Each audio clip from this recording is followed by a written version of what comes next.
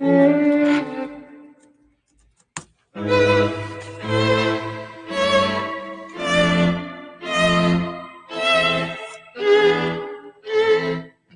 everyone, it's Marc Sabatella from Mastering MuseScore, and welcome to the Music Masterclass.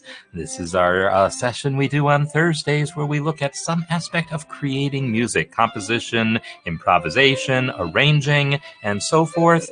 What we are going to be working on today has to do with harmony, because we are going to be kind of focused on that for the next couple of months while we work through the Harmony and Chord Progressions course. So for those of you in the course, we're going to be looking at the projects and the assignments, the lessons that we've been doing. And for those of you not in the course, you can probably definitely pick up a few things as we go along. So what I want to do is I'm going to skip around a little bit and, look at a couple people's submissions from last week and talk a little bit about some of the lessons from this week and maybe expand on that a little bit and do a little bit of an exercise. So we got a whole bunch of things we're going to try to do today.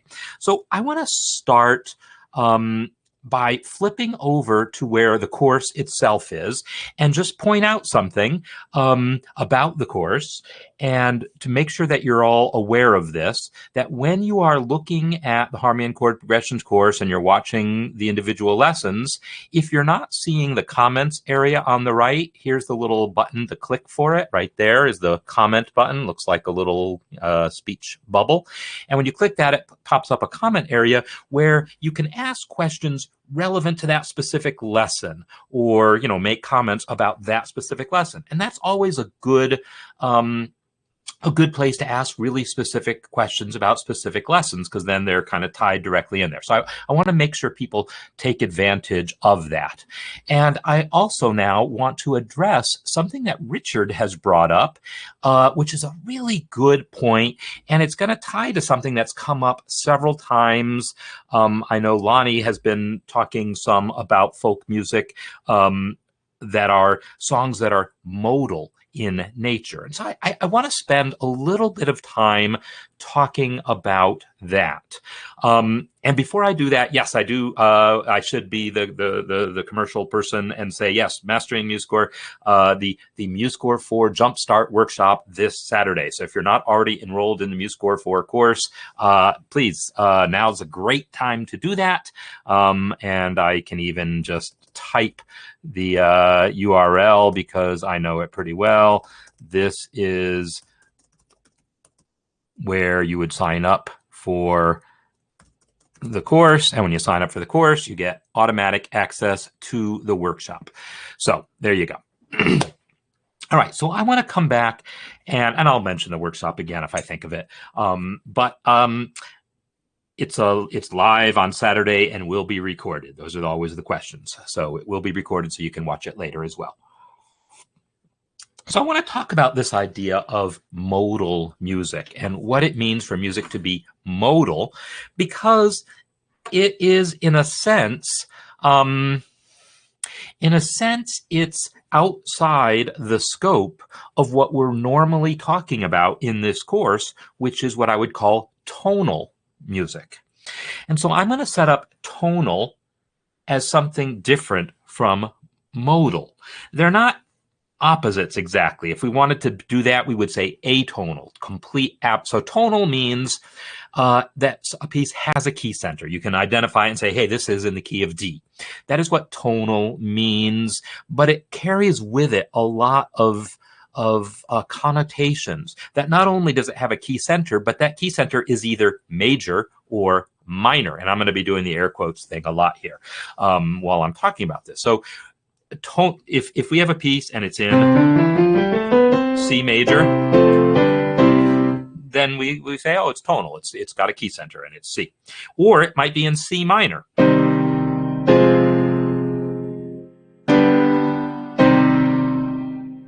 So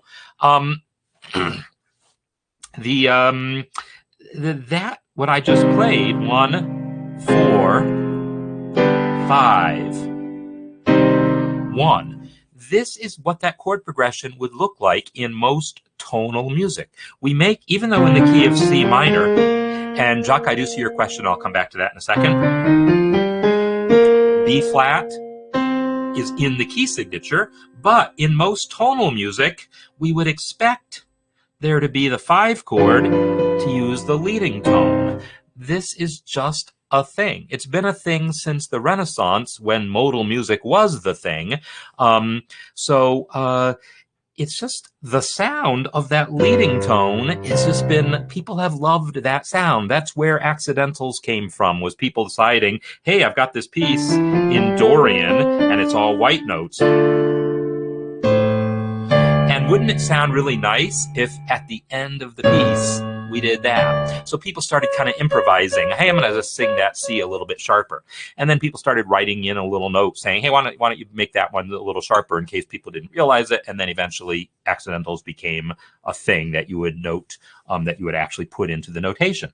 So in a nutshell, as much as I can do it, that is the difference between tonal and modal. In modal music, if you're in D Dorian, we're just going to have white notes.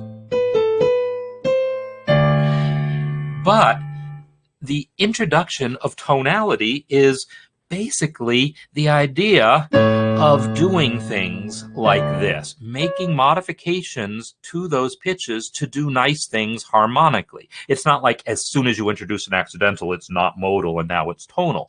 I'm saying that's the gateway drug. It is the gateway drug to tonality. So I always use the example of Greensleeves as it's a really good example to look at this. So I'm going to play that melody in Dorian. And it's got a C. And then, depending on how you learned it, it might have C's there. It might have C's there also, right? Then, definitely has a C there. Everyone doing the melody puts a C sharp there. Some people use C sharps earlier. Some people use B flats, right? The way that melody goes kind of depends on your upbringing, where you're coming from musically. That melody's been around for centuries, and all of those variations are possible. But at the end, that C sharp is that is the kind of the hallmark of what makes a minor key feel like a modern minor key as opposed to a medieval minor key. In the Middle Ages, it might not have had the C sharp. Somewhere in the Renaissance, they started adding the C sharps, and then at some point, it just became a thing to say, you know what, we are just going to use we're going to call that a scale. We're going to take this thing and say, hey, let's just call that a scale. And we're going to call it melodic minor. And there's also another scale called harmonic minor that has those notes. And they started making names for those scales. But don't worry about the scales. It's about the key and using the leading tone. So modal music is if I now look back and just say, well, what does it mean now to say that some music is modal as opposed to tonal? There's a whole history of what that could mean, but in practice, what it means to say that some piece of music is modal is they don't use the leading tone. That is my nutshell definition. So if you have a song that's in what seems like a minor key, but it never uses that leading tone, that's what's going to make us call it modal. And what that means is, when we get to the 5 chord, the 5 chord's going to be a minor chord instead of a major chord. Well, this is going to throw off all of the things that we normally do in modern harmony, because so much about what we do in modern harmony is based on the idea of a major 5 chord, a dominant 7th 5 chord. So I'm not saying we can't apply any of the techniques from this course to modal music, but for the most part, this is what we're going to be focused on. Music in which, in minor keys, we use that leading tone. That leading tone gives us this more post-Renaissance feel. to the music and brings it into the area of tonal as opposed to modal music. All right, so I'm going to also now address Jock's question about the workshop. So and the course, Mastering MuseScore 4, and whether it's useful to if you're on 3. If you're stuck on 3 for whatever reason, like your computer won't let you update at all because it's too old of an operating system, then don't sign up for Mastering MuseScore 4 and don't take the workshop. That's my advice. Go ahead and take the MuseScore 3 course if you need to. But I will say, if you're just sort of hesitant to update because you've heard maybe there's bugs or some particular feature is missing, don't let that stop you from learning about it, because yeah, there's bugs in 4 and there's bugs in 3, and there's some features that aren't in 4 that are in 3, but there's a million features that are in 4 but are not in 3, and you can have them both.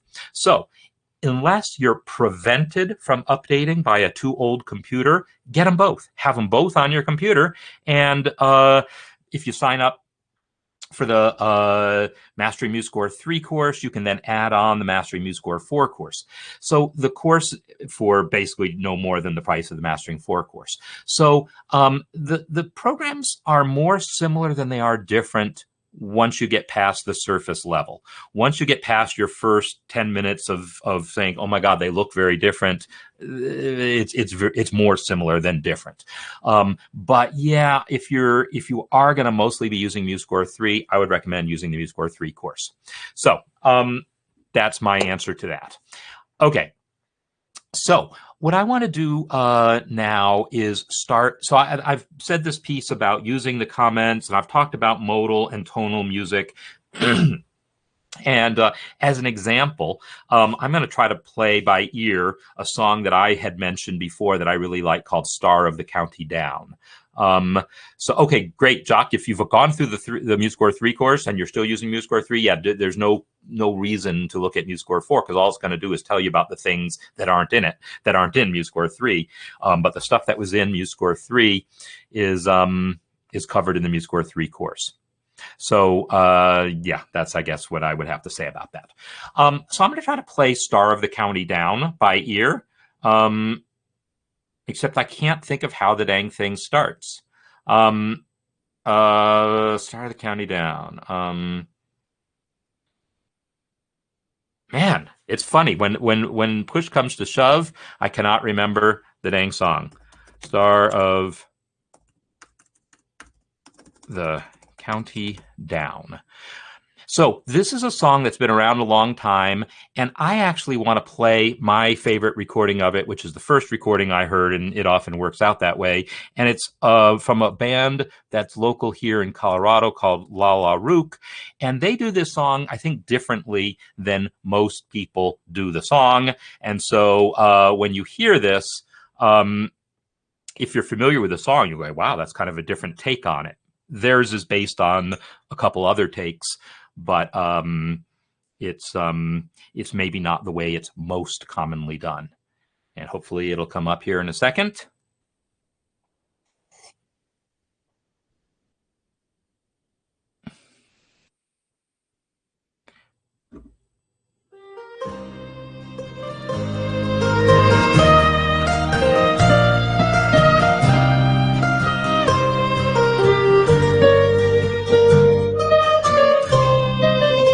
My keyboard's a little off of where they are.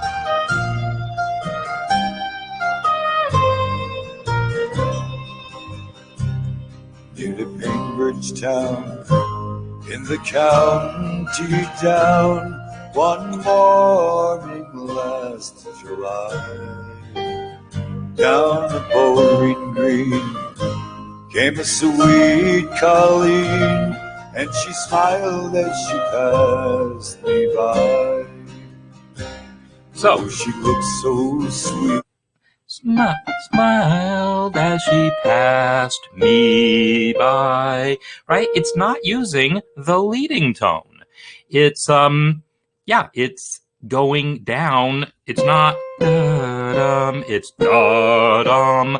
That right there, in a nutshell, is the hallmark of modal music, is not using the leading tone. So in particular, if you work out this, you'll see, oh, it's in Dorian mode, I guess. So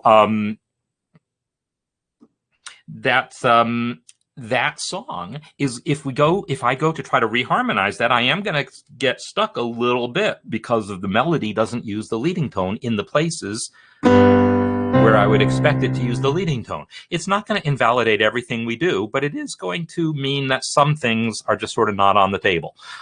Or if we use these things, it's going to have to change the feel of the piece. So mostly we're going to be focused on what I'm calling tonal music, in which that leading tone is just a given. Yes, there will be some B flats when we're not at a cadence like that, when we're not trying to end a phrase. If we're trying to end a phrase, we will be using the leading tone. So that was Richard's specific kind of question there. And I wanted to address that because I didn't want to just give an off-the-cuff answer in the course comments. I will do that. I will give the quick answer. But I wanted to make sure that I discussed that in a little bit more. If we are dealing with music from, say, 1650 to present, it's just pretty much a given that when we reach cadences, when we reach ending points in phrases, we are going to use that leading tone, whether it's in the melody or built into the chord accompaniment, built into that 5 chord, that leading tone will be present. So yeah, there you go. So what I'm going to do next, and the leading tone is, yeah, I would say that is the main difference. You could point to other things. It's really a mentality, because if you really want to get inside of modal music as it was thought of in the Renaissance, they weren't thinking in terms of chords. They were thinking in terms of consonance and dissonance. But if you want to put 3 notes together that are consonant with a D, there's only 2 other notes that'll work. Those are the only 2 notes that work with that D, other than if you go down this way or up this way. So there's only a small number of notes that you can put that are, if you want to have 3 notes at the same time. If you only want to have 2 notes, you got lots of choices. All of those notes are consonant against that D. But if you want to have 3 notes at the same time, you're going to end up with triads.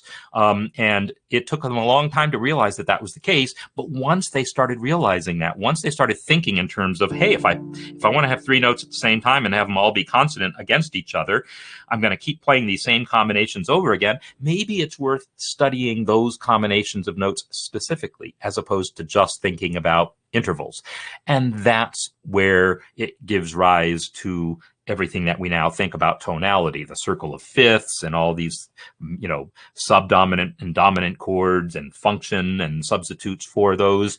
So that thinking doesn't come along until you start thinking in terms of triads, which basically happens around the same time that people started thinking, hey, we really like that leading tone. So it's not the only difference. It's the real thing about tonal music is thinking in terms of chords. That's really, whereas modal music traditionally did not think in terms of chords. Chords just happened.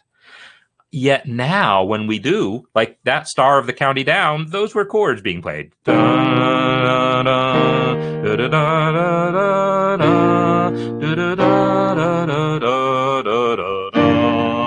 It's using chords. So it's a modal piece in the sense that it's not using leading tones, but it's a modern modal piece. I mean, it's hundreds of years old, or at least a couple hundred, but it's modal in the sense that it's not using leading tones, but it's still using chords, right? So it's kind of in that sort of gray area. It's modern modal, I guess I would call it.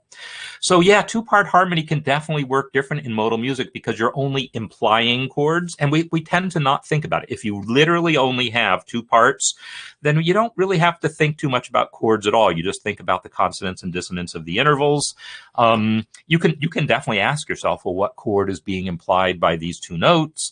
But you don't have to think that way. And so in my counterpoint course, we explore that quite a lot. We explore the development of 2-part counterpart, 2-part counterpoint, and the intervals between them, and how we control consonance and dissonance and so forth. And then we expand to 3 and more voices. So harmonic major scale. So if you, by harmonic major, you mean this thing, that's kind of an artificial invention. Harmonic minor is basically the Aeolian mode with harmonic minor is basically the Aeolian mode, but with a leading tone. Well, that's been around since the Renaissance because they used the Aeolian mode. There's the Aeolian mode, all the white notes starting on A. But that leading tone has been around for, 500 years at least. And yeah, Allison's way of putting it, that Renaissance music, more polyphonic than chordal. Absolutely. So you have multiple things happening at once, but you're thinking more about the relationships between those than about the chords being formed.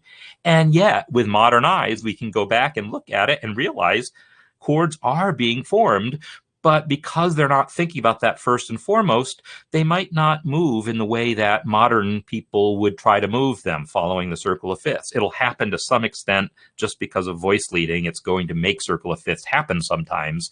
But yeah, you'll see chords, but they will move in what to modern ears are non-traditional ways. So harmonic minor has been around since the Renaissance because it was just Aeolian with a leading tone. That's been around for at least 500 years. But putting a name to it and saying, oh, that's a scale and I'm going to call it harmonic minor, for all I know, that's only 100 years old. I don't even know how long people have been putting names to that combination of notes. They've been using those notes, but actually putting a name to it as a scale, it doesn't even matter. It's not even a thing. Don't even worry about the name of the scale. Scales are not important. Music is important. So that's I guess that's how I would put that. Don't think about scales so much. Think about keys and think about harmonic motion.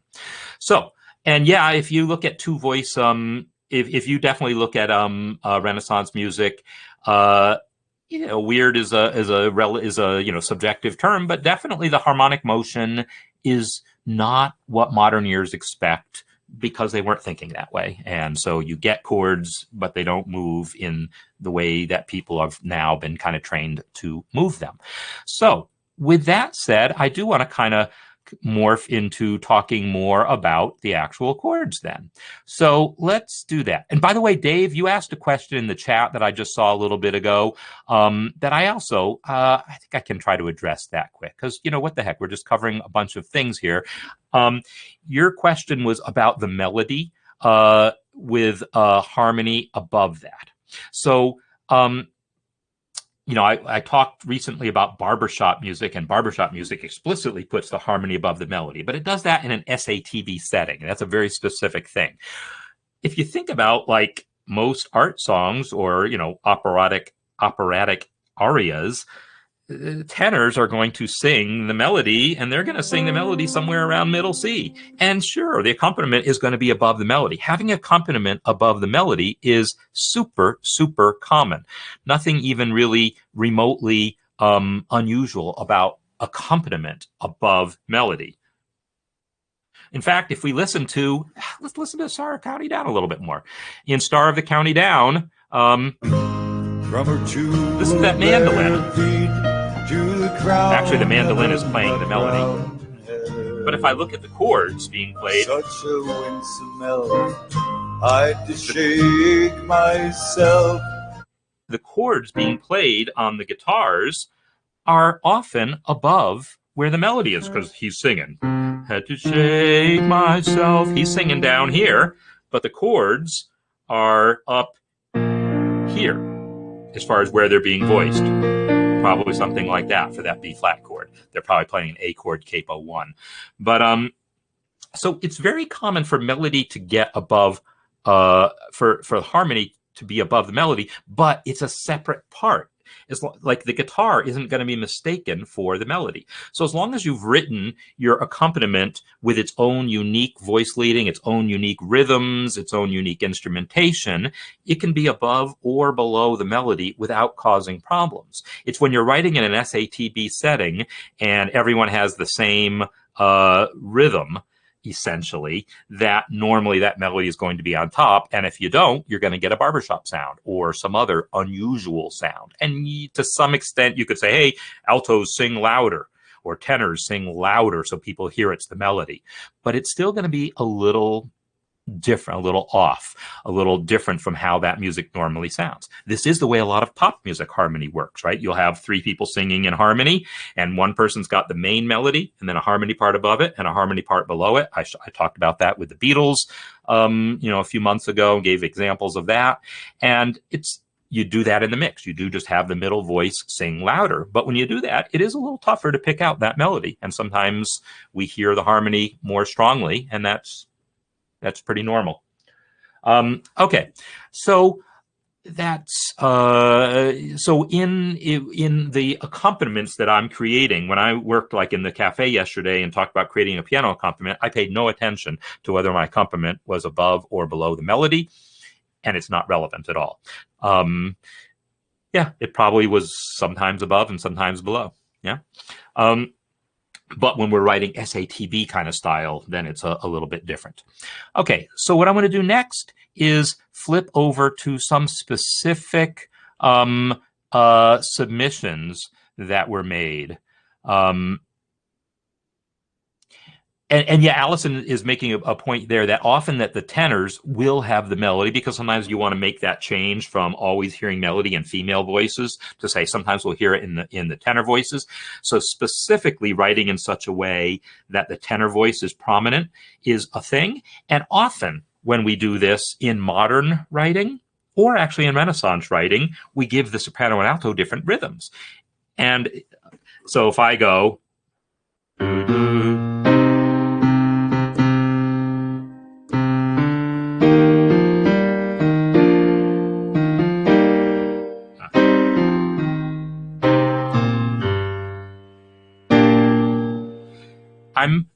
the melody is in rhythm, but my chords here are what I call footballs. They're basically whole notes, right? That's really common. Ooh, or la, la, right? Just having long notes being sustained in those upper voices. Or da, da, da, da, da. Making up some simple repeating rhythm is a really common technique in modern music for doing that. In Renaissance music, it wouldn't be as likely to be simple and repeating like that, but it would be distinct rhythmically from that tenor voice. Yeah, there's that. So, but yeah, so I'm curious in those hymn arrangements, the ones that I've seen when the tenors have the melody, typically it goes to unison at that point, tenors and bass in octaves, and that also helps bring it out. I'd be interested to see a specific arrangement where everyone has the same rhythm, but the tenors have the melody, because I've seen it, but it's kind of unusual. But I'd definitely be curious to see a link, Allison. All right, so what I want to do here is take a look at a couple of specific things. I want to take a look at each of the projects that we've done, and then I'm going to talk a little bit about what's going to become the next project, all right?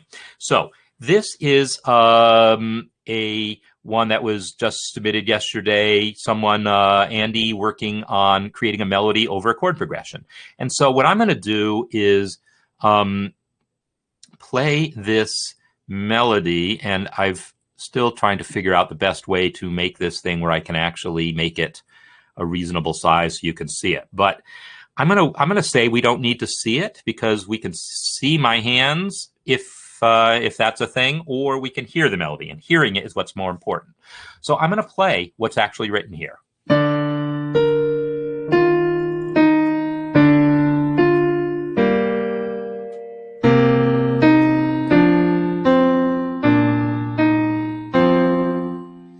And I'm going to stop right there, because this is like basically, 4 different melodies or several different melodies written over the same chords. I don't know. I have a feeling this is a typo here. It's certainly okay to start a song in first inversion, because the chord is supposed to be B flat and he's got a D written there. And, normally you wouldn't do that. Normally, it is so strange. It just wants to, I guess it just really wants that widget. Ah, there we go. Look at that. I made it big. I don't even know what the heck I did, but it worked. All right. So this would be a B flat in first inversion, but I think that was just a typo because he's using root position everywhere else, and that's really what I was asking for. And then he did the same thing the next line, so I think it was just an error that then got copy and pasted. So I'm going to put it in root position and talk through that melody for a second. So this melody starts off on the third of the chord. Beautiful. I love thirds of chords. Jumps down to the root, and that small leap is fine. And then leaping down. When you're going to have successive leaps like that, there's a general truism that says successive leaps that outline a triad typically work well. It's not to say you have to do that, but you will find that's the most common thing up through, say, 1800 or so.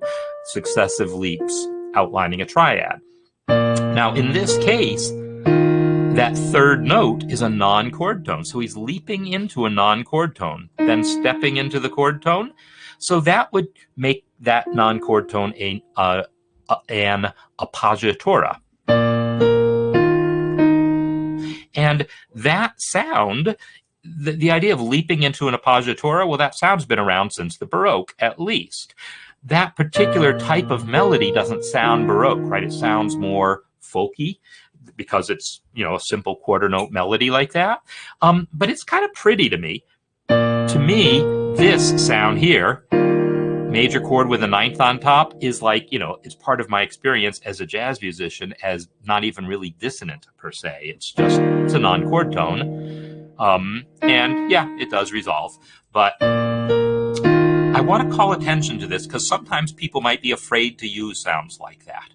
And the thing is, if you're going for a more, a simpler sound harmonically, then I would say don't do that. Don't leap into that non-chord tone, especially coming after two leaps, coming two leaps in a row, landing on a non-chord tone. It's a pleasant sound to me, and I think to most modern ears. But if you're trying to sound like Renaissance music, or if you're trying to sound like, I don't know, just a certain type of hymn, type of melody, that wouldn't be so common. So it's all about the sound you want to create. And part of what we're going to be really focusing on in the harmony course is introducing ourselves to sounds we're not already familiar with. And then we can decide, how well those sounds work. And yeah, it appears there's some stuff going on outside my door. So sorry if you're hearing noises here.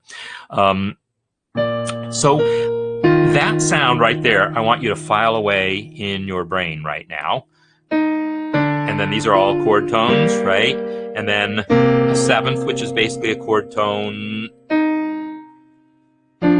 That's then, leaping up to another chord tone and then stepping down into another non-chord tone that resolves, right? This is all good. Here, again, he's got a non-chord tone that he's leaping out of, but that counts as an escape tone, which is, again, something that's been around since the Baroque. And this, D, is a non-chord tone, but it counts as a passing tone. Again, something that's been around forever. What if the BDF had been on the first two beats? Oh, yeah. All I did was change that. That would simplify that melody harmonically, right? Or, now there's the melody I could get into also. I went this way rather than this way because, that octave, if I've only got two voices, and that's not to say we're only eventually, this is meant to be harmonized more fully, but I do like thirds. And then would be perfectly nice as a melody goes. So yeah, that would be, if you're writing your own melody and trying to avoid these kinds of sounds, then, if you like that melody, change its rhythm to avoid putting the chord where the melody, to avoid having the melody note land on the chord you don't want it to land on. As we start reharmonizing melodies, we can do the same with chords. We can say, hey, I really want this chord, but I can't put it on beat 3 because it's going to clash with that note. I'm just going to wait till beat 4. So, would have worked. Just wait, or go to an inversion.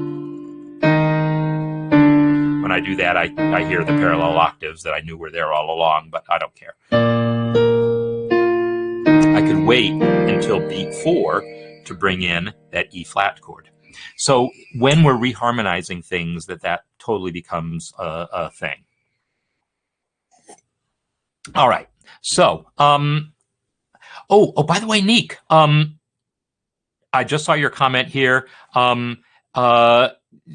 to musehub.com. Is that what the website is? The beta version of MuseHub is now available as not just there is an RPM available now from MuseHub. Is the bottom line there?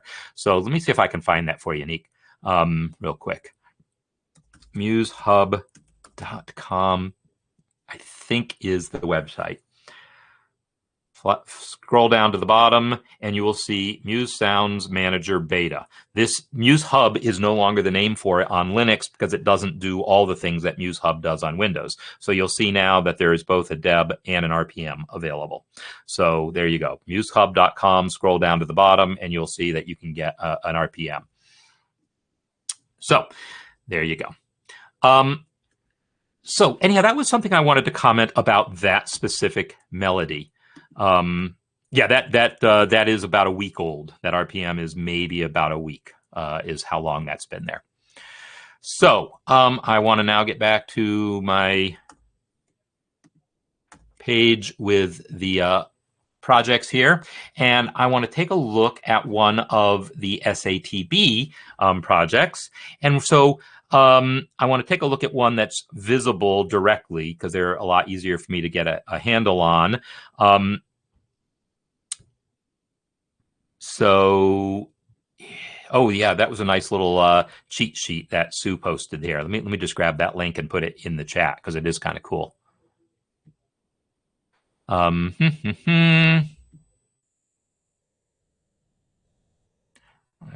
Paste that link into the chat.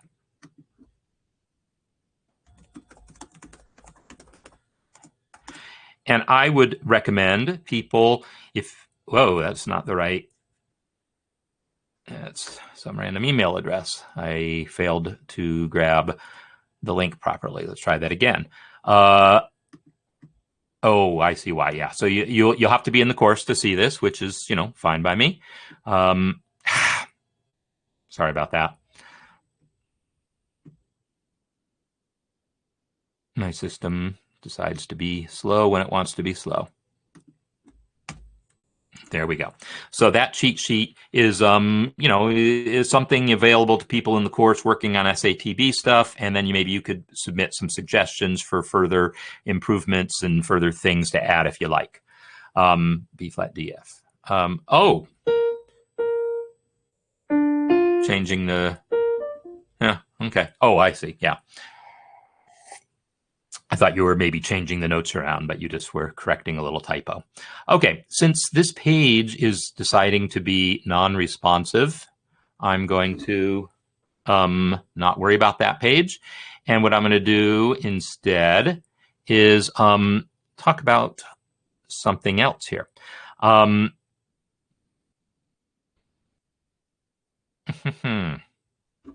get that page back. What I want to talk about is that idea of the non-chord tone, all right? And so this is sort of preparation for, it's preparation for the next project in the course. So I'm going to play O Susanna as we had it in the key of D for the project that I gave for this week.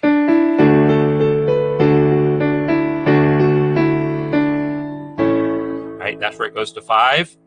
Then 5, 1. I want to show you one thing that is like, of all the things that you can learn about in harmony, I think this is one of the biggest sort of eye-opening things that you will, once you see what this is about, I think you will then say, oh, now I know what the harmony course is about. All right. And so I'm going to say a sentence that if you haven't watched all the videos yet, you maybe have not heard me say before. If you've been around me for a while, you have heard me say it, but I'm going to say it. And the sentence is this: anything 5 can do, 2-5 can do better. I'm going to say that again. Anything 5 can do, 2-5 can do better. So what do I mean by that?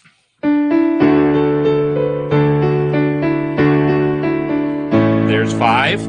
I'm going to replace that 5 with a 2-5. So instead of a whole measure of 5, I'm going to split it up. 2 beats of 2, 2 beats of 5.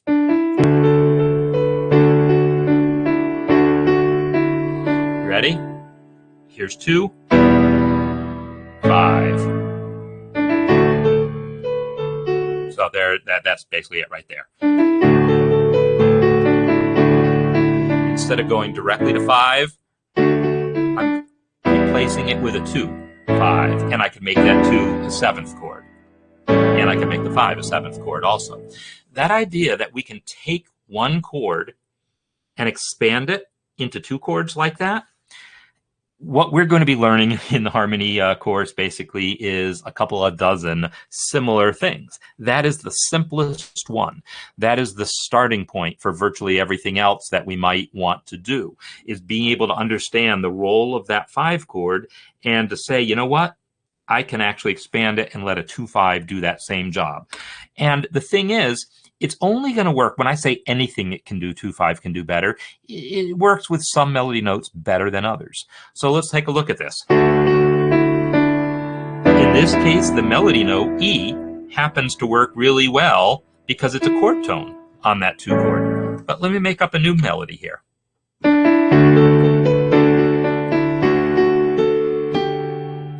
Let's say that was our melody.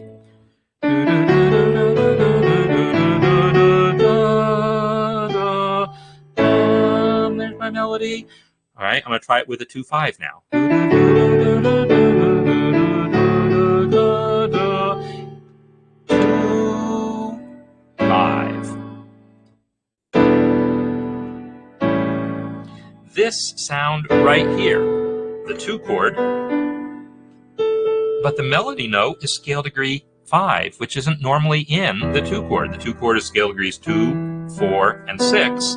And I've got scale degree 5 here. It's the 4th of the chord.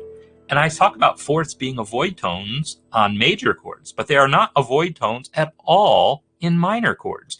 In minor chords, that 4th is a perfectly fine note. It's dissonant, yes, but dissonance isn't bad. 7ths are dissonant too. 7th is going to resolve, and this common tone is going to resolve itself because the chord is going to change out from under it. It's basically an anticipation. That sound of arriving on scale degree 5 but putting a 2 chord underneath it, that's going to be super, super, super useful throughout this course. So that idea that when we reach scale degree 5 and we're thinking a 5 chord is going to work, what we'll come to see is that a 2-5 not only adds another chord, because the original melody, this allowed me to have a new chord, right? The 2 chord, but it didn't do anything interesting in terms of the relationship of that melody to the chord. It's still just a plain ordinary chord tone, the root. But if I think about putting a 2 chord under scale degree 5, now not only do I have a new chord that I didn't have before, but I have a new harmonic relationship. I have this sound of a 4th above that minor 7th chord. And that's part of why I had this assignment in which you were supposed to try different chords underneath the melody you already wrote to see if you would ever discover things like that and say, hey, wow, that sounds pretty neat when I do that. I've got scale degree 5 and I've got a 2 chord underneath it, and it actually sounds kind of cool. So a couple people stumbled on that and said, oh, no, I don't like it. And I was like, no, listen to that again. Listen to that again and try to like it, because it's going to be the kind of sound that we're going to develop more. This is the kind of sound that became more popular by the 19th century and is now a huge part of jazz and pop. So that's, and again, I just want to look over here and make sure I'm not missing, every once in a while, I have a computer issue and I go offline and no one even knows that happened. So keep that thing that I just did in mind. I took a 5 chord and replaced it with a 2/5. That is going to be the starting point for what the next project is going to be. There's going to be more to it than that, but think about that right now. Any song that you've got that's got a 5 chord that's not already preceded by a 2 chord, and see about replacing that 5 chord with a 2/5 and see how you like it. So what I'm going to do is, in fact, can I do that with Abide With Me? Is that, if I scroll down and find an Abide With Me in here, I don't know if I'm not going to try to find one that fast. But I got people working on the voicings here, which is great. And I'm going to get yours, Jock, up in a second. Oh, here's Abide With Me. Okay. So right there is a 5, right? And in this case, the melody note is scaled is actually not even in that 5 chord. So it's already a non-chord tone. But what if I made that a 2/5?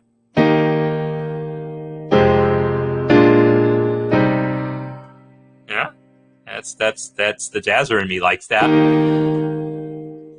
2, 5, and then resolve to 6. So I just took that 5 chord and turned it into 2, 5, 6. That sound, again, I'm not going to pinpoint exactly when we started hearing it, but I'm going to say somewhere in the 19th century is when we started hearing that sound of the 2/5 with non-chord tones in it. Check it out where we actually do get scale degree 5 here.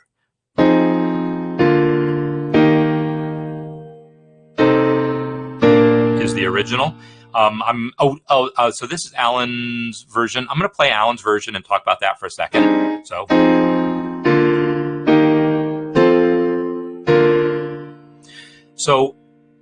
Alan's version has parallel fifths between the tenor and the bass there.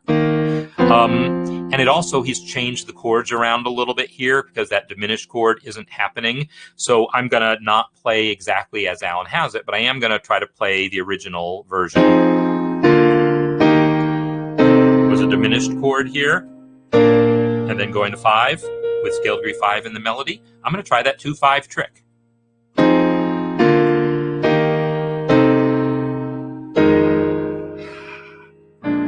And that is such a nice sound. If your ears are accustomed to 19th and 20th century music. This sound here of the 2 chord has a minor 7th chord, but with scale degree 5 in the melody, the 4th, then resolving. So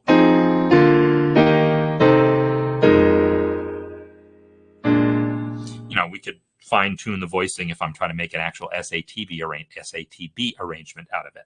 But that sound of, instead of just having 4 beats of the 5 chord, having it be 2 beats of 2, and then 2 beats of 5, is a huge part of what this course is about.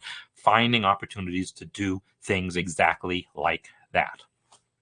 So, just also looking then at this is project 2. I said I wanted to briefly look at each of the other projects. This is project 2.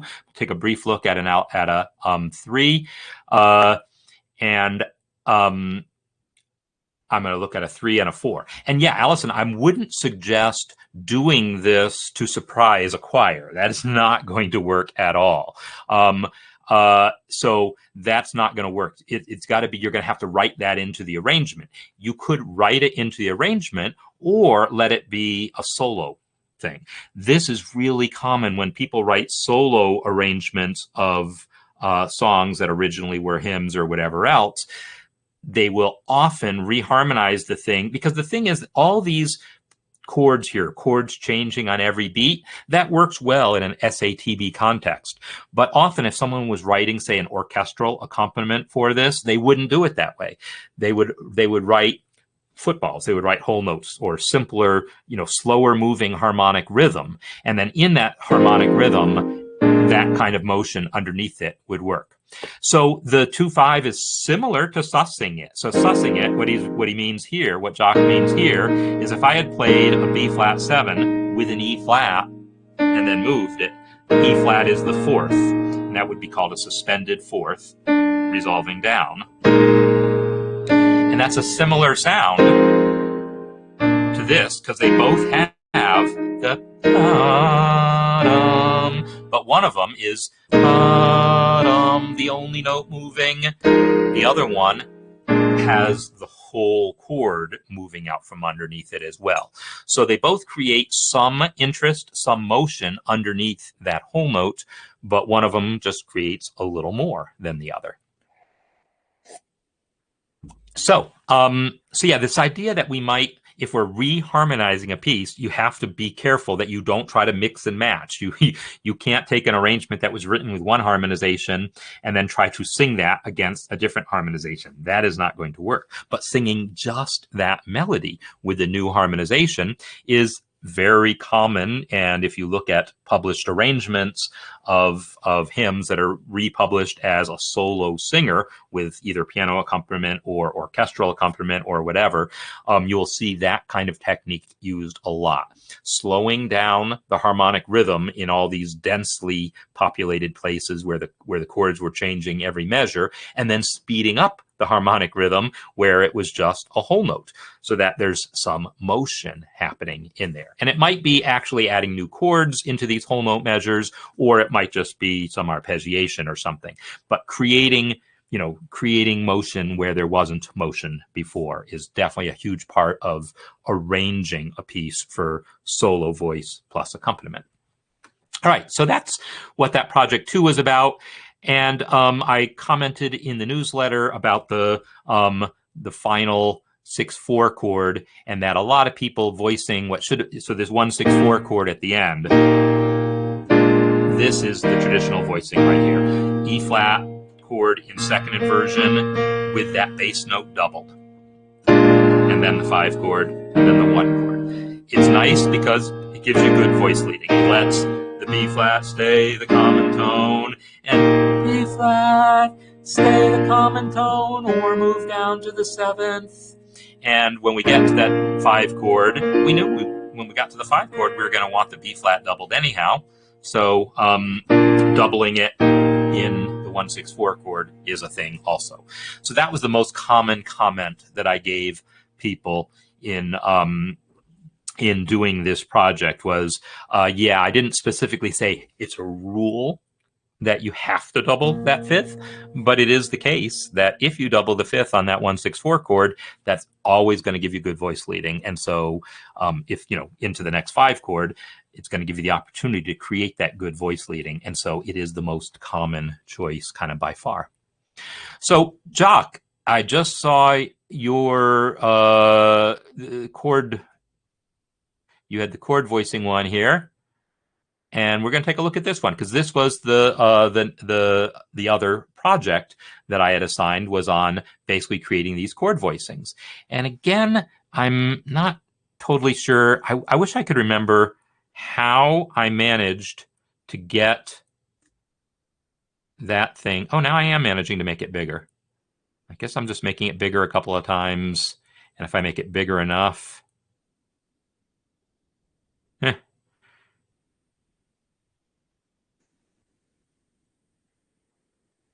All right. I'm just going to live with it like this because, again, I can play it. So when I play the voicings,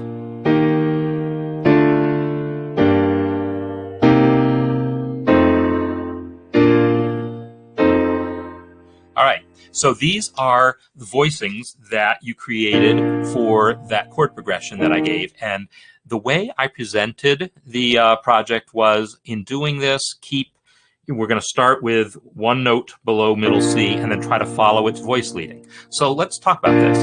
Going from here to here, you've kept the common tone, great. Going from here to here, in doing this, you've done exactly what I would do most of the time, which is, hey, the root moved by step, I can move my voicing by step. If we were doing this in an SATB type of setting, I would say, no, don't do this because we've created parallel fifths and parallel octaves. I would instead use contrary motion. But when creating this kind of simple piano accompaniment, we don't worry about that. We go ahead and allow that to move this way, because by the time it's not going to be noticed by the time we actually arpeggiate it and do all the fancy piano-y things to it.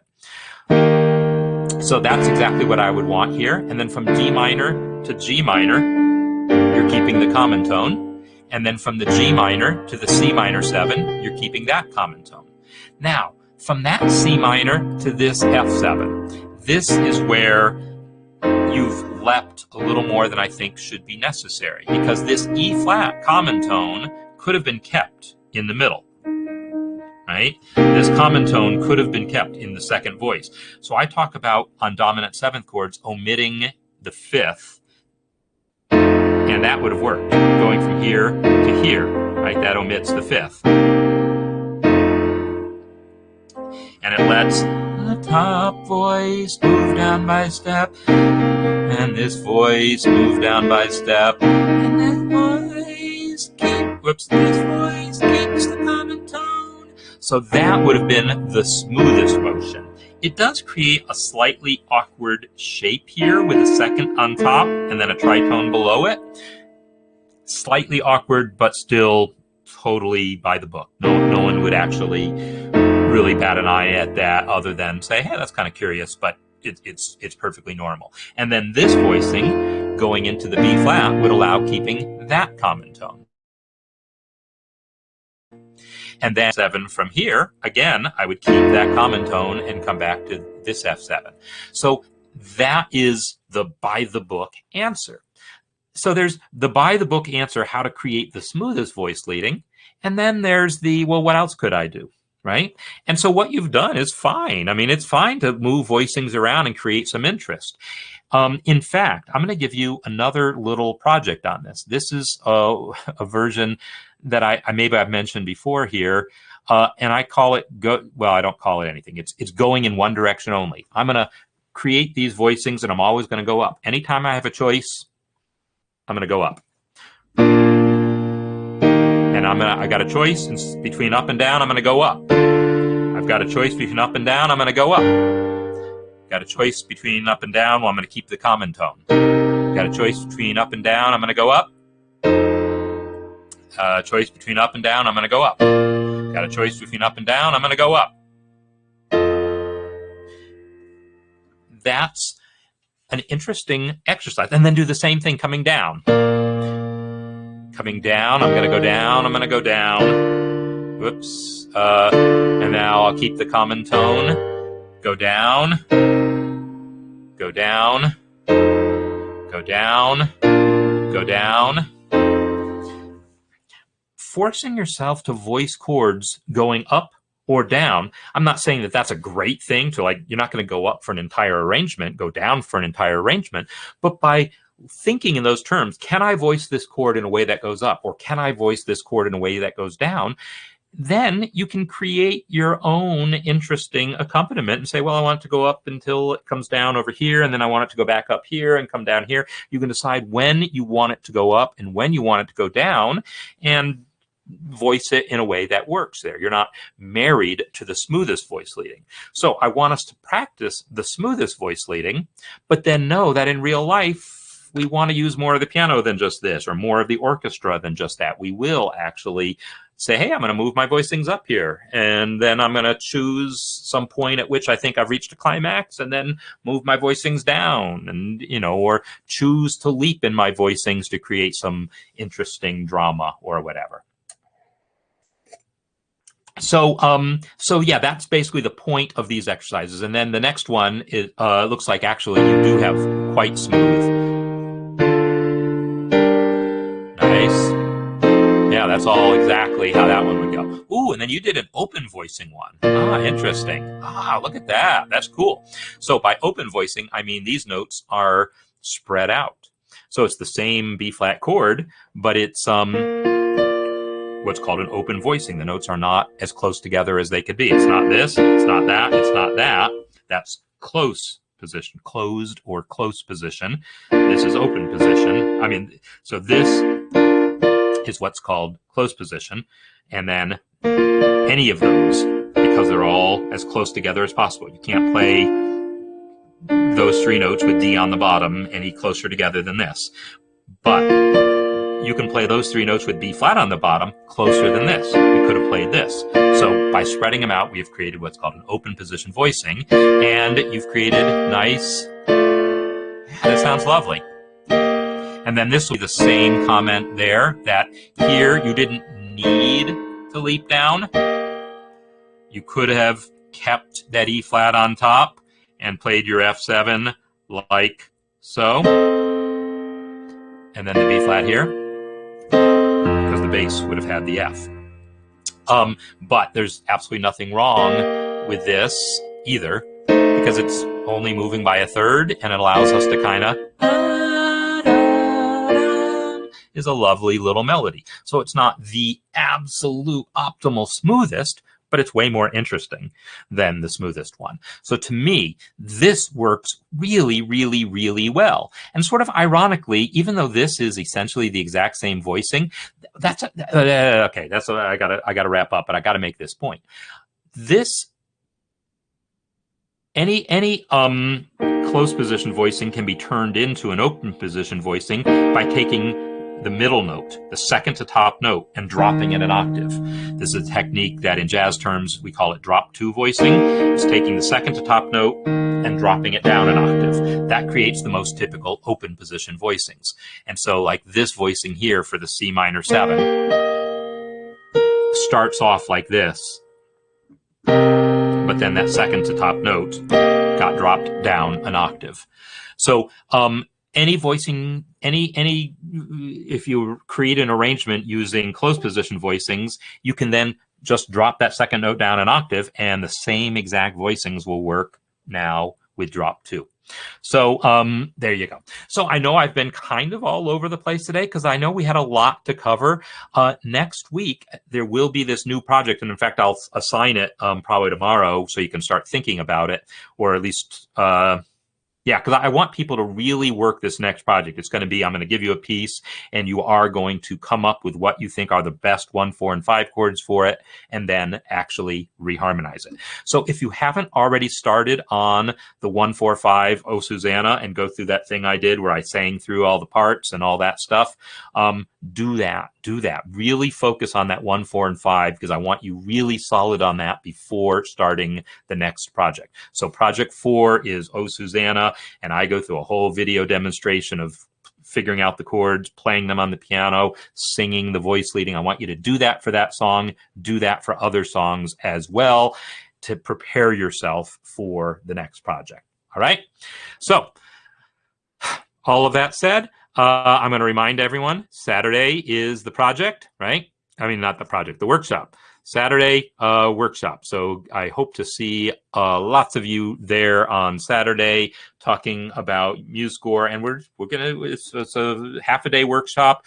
There'll be hands-on exercises. We'll take a little break in the middle so you can catch your breath, grab a bite to eat if you need to. But it's going to be a lot of we're going to cover a lot in half a day. So if you're uncomfortable with MuseScore right now, the goal is by the end of day Saturday, you will be comfortable with it. So that said, thanks everyone. Thanks everyone for being here. Thanks for the comments. Thanks for the questions. Thanks for the submissions. And just keep working this music. Definitely work your way through that Oh Susanna project, even though there's not like an assignment per se to post. Work through it. Work through it. Do the things that I did. Do them on another song.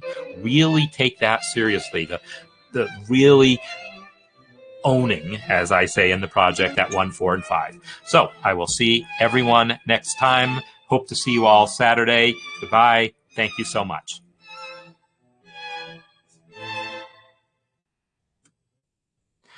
Dave, I see a question. If someone asks about a Linux question, I'm happy to answer it, but I think I already answered the one that was asked here today. So, but yeah, by all means, there'll be a Q&A period as well. So if someone has a Linux issue, I'm happy to talk about it.